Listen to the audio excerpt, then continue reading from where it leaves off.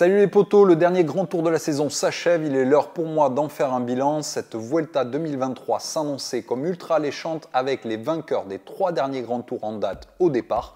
Remco Evenepoel, vainqueur en titre de la Vuelta 2022, Primoz Roglic, vainqueur du Giro, évidemment Jonas Vingegaard, vainqueur du dernier Tour de France. Alors si la bataille pour le classement général s'est transformée en une partie de Pro Cycling Manager de la Jumbo-Visma, je pense qu'il y a quand même beaucoup de choses à retenir de cette Vuelta, et notamment le fait que Remco Evenepoel est pour moi le nouveau Thibaut Pinot.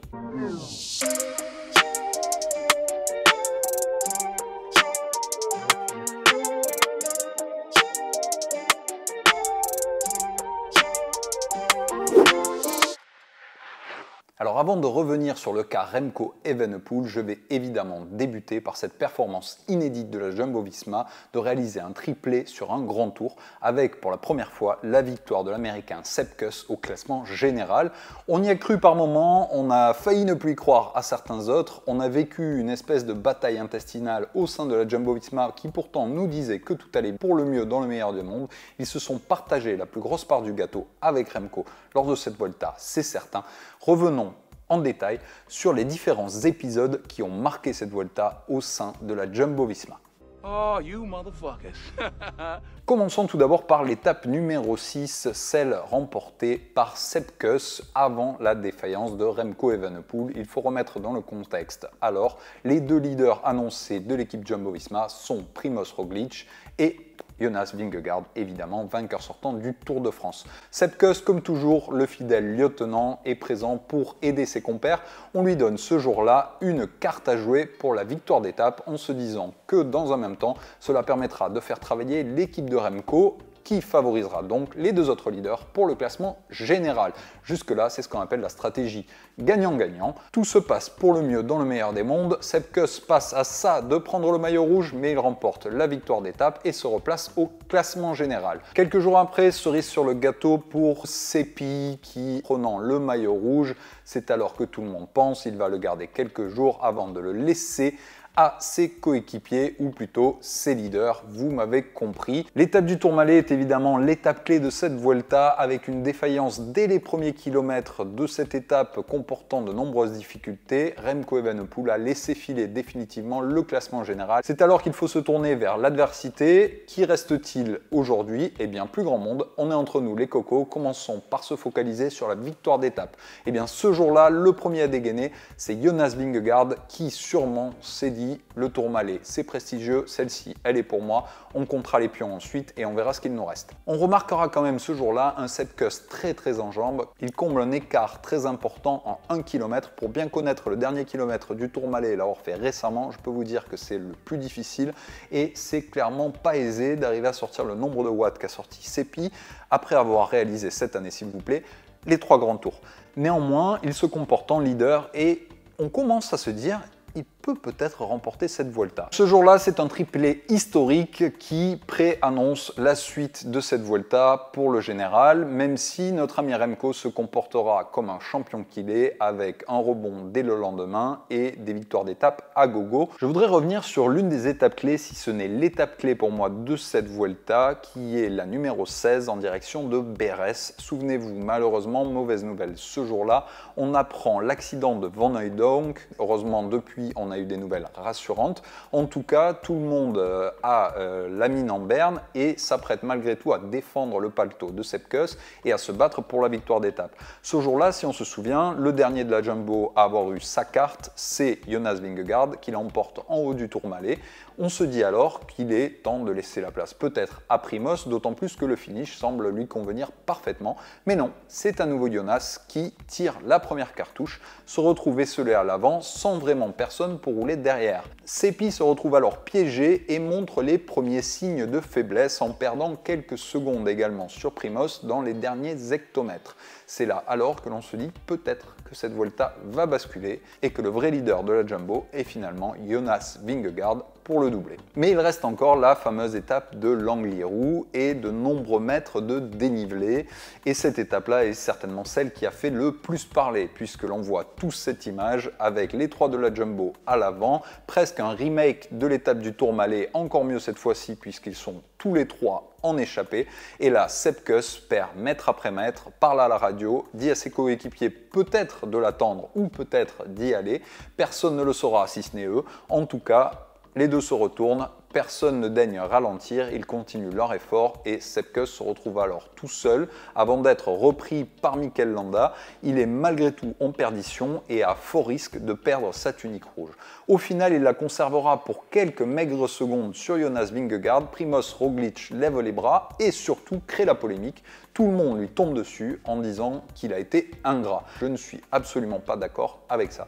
S'il y en a un à blâmer ce jour-là, eh bien ce n'est pas Primož Roglič, mais c'est bien Jonas Vingegaard qui était le plus dangereux au classement général, qui savait d'ores et déjà, étant dans la roue de Primož, qu'il allait lui laisser la victoire d'étape, qui n'avait donc aucun intérêt à le suivre jusqu'au bout. Il pouvait rester en compagnie de Sepp Kuss sans le mettre en difficulté au classement général et laisser Primož ne prendre aucun risque et aller vers la victoire finale qui n'aurait pas remis en question le classement général, ayant un écart suffisamment confortable pour que Sepp Kuss conserve le maillot.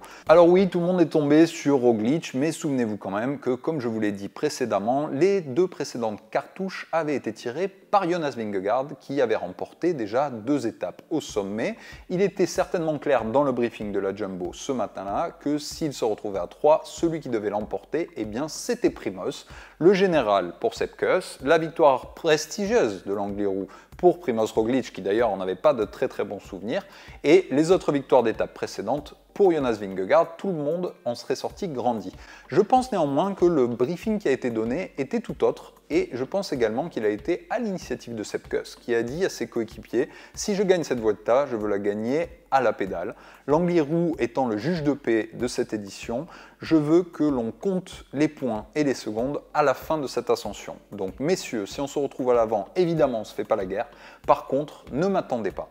On verra à la fin si je suis encore maillot rouge ce soir. On en reparle. Heureusement pour la belle histoire, il arrive à conserver son maillot et dès le lendemain, revirement de situation, la Jumbo-Visma affiche enfin un vrai visage avec un vrai leader. Sepp Kuss se retrouve à sa place et protégé comme il se doit. Donc il est clair qu'à un moment donné, l'interprétation d'un manque de respect pour Sepp Kuss de la part de la Jumbo-Visma peut s'entendre et être soutenue. Imaginez mettre les scénarios des 2 victoires de Jonas Vingegaard à l'envers avec Sepp Kuss qui attaque à chaque fois à 5 ou 6 km de l'arrivée, impossible à voir sur le Tour de France. Je pense néanmoins qu'ils ont un peu vu au jour le jour, qu'il y a eu des adaptations de stratégie à faire. Je pense que l'erreur qu'a fait l'équipe Jumbo-Visma est clairement celle de cette fameuse étape 16. Le dernier à avoir gagné une étape en plus de prestige étant Jonas Vingegaard sur le Tourmalet, celui qui devait jouer sa carte ce jour-là était Primož Roglič. Peut-être, et ça on ne le saura jamais à moins que nous le disent, il n'était pas en jambes ce jour-là, mais en tout cas, on aurait pu jouer sa carte dans un finish pour puncher, ça n'aurait pas mis en difficulté Sepp Kuss en amenant un tempo jusqu'au sommet, ils auraient pu se jouer le général ensuite à la pédale, dans l'Angliru, tout le monde aurait retrouvé sa part du gâteau au final. En conclusion, mon analyse, c'est qu'un grand tour ne s'offre pas, il se gagne. L'avantage de 3 minutes ou presque de Sepp Kuss lors de la 6e étape est un fait de course qui faisait partie d'une stratégie globale de l'équipe Jumbo-Visma visant à favoriser à l'époque ces 2 leaders annoncés, Roglič et Vingegaard, qui s'est retourné entre guillemets contre ces deux-là pour le classement général. Sepp Kuss a amplement mérité sa victoire finale. Tout le monde a eu sa part du gâteau chez Jumbo, c'est même limite trop.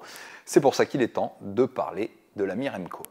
Pourquoi dès l'intro je vous ai dit que pour moi Remco est le nouveau Thibaut Pinot? Eh bien encore une fois parce qu'il nous a offert du Remco, j'aurais pu dire du Thibaut Pinot, c'est-à-dire des hauts très hauts et des bas très bas. Il a le don du drame shakespearien. Ce gars-là, c'est une version 2.0 de notre Thibaut Pinot. Pourquoi 2.0? Tout simplement parce qu'à 23 ans, il est double champion du monde. Il a déjà plus de 50 victoires professionnelles. C'est ahurissant d'un point de vue palmarès et certainement que d'un point de vue moteur, Thibaut Pinot ne nous contredirait pas. Néanmoins, il partage cette foi inébranlable dans le vélo émotionnel. Quand ils font les choses, ils ne les font pas à moitié, ils les font à 100%, ils les partagent. À la fois à travers les coups de gueule médiatiques que Remco peut donner, on aime ou on n'aime pas, dans tous les cas, c'est quelqu'un qui est vrai. On l'a vu pleurer de joie, pleurer de satisfaction durant cette Vuelta. C'est le résumé d'une personnalité à la Thibaut Pinot. Eh bien, Thibaut Pinot arrêtant sa carrière cette année, les amis, si vous étiez fan de ce coureur, je vous invite à suivre Remco si ce n'est pas encore fait, parce que vous allez vous y retrouver avec les mêmes émotions en plus grand et peut-être aussi en plus dur à supporter. Pour terminer les poteaux, j'ai évidemment éludé beaucoup de satisfaction dans cette Vuelta. On peut reparler des jeunes comme Lenny Martinez qui a été le plus jeune coureur à porter un maillot de leader sur un grand tour depuis plus d'un siècle. Toute la Groupama FDJ d'ailleurs a beaucoup promis. En tout cas pour les années à venir c'est fort intéressant. Marc Maggio avait décidé d'aligner une équipe très jeune avec Romain Grégoire également et ils ont démontré de très belles aptitudes. On peut parler également des Juan Ayuso et Kian Uijtebroeks qui ont démontré avoir déjà les épaules de leader. Je me languis de les voir continuer à progresser et venir contrecarrer les plans de cette Jumbo-Visma ultra dominatrice. Un dernier big up pour notre Geoffrey Soupe national. Une Vuelta amplement méritée pour lui avec cette victoire d'étape sublime. Quelqu'un qui est toujours dans l'ombre de ses leaders. Bravo à toi Geoffrey, merci pour les émotions. Dites-moi en commentaire ce que vous avez pensé de cette édition et on se retrouve très bientôt pour une nouvelle pause café. C'est bientôt la fin de la saison, mais qui dit fin d'une saison dit début d'une autre. Allez, des bisous!